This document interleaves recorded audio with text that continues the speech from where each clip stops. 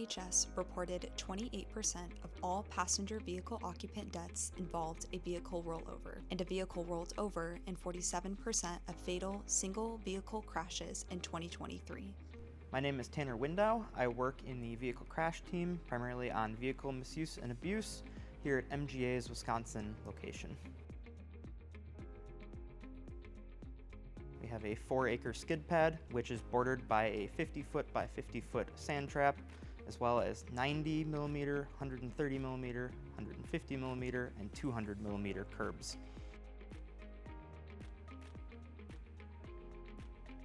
The steering robot rollover test combines a rollover type immunity type event, which is replicating real life driving conditions. So the vehicle is put into a slide with steering and throttle inputs, typically at higher speeds. That is able to be conducted with a robot, allowing the vehicle to be actually fully rolled over without putting any human test drivers in harm's way.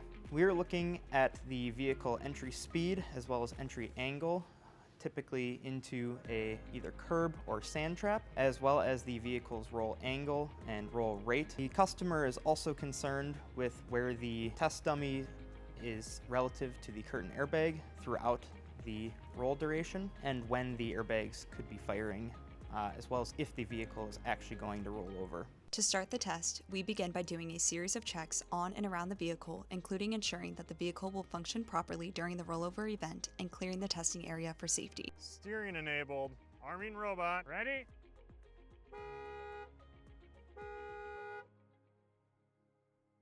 Trigger in 3, 2, 1. During this test, the vehicle is introduced into a fishhook type maneuver, which begins on the skid pad and transitions into the sand trap. The vehicle will begin sliding laterally on the pavement and then be tripped up within the sand trap.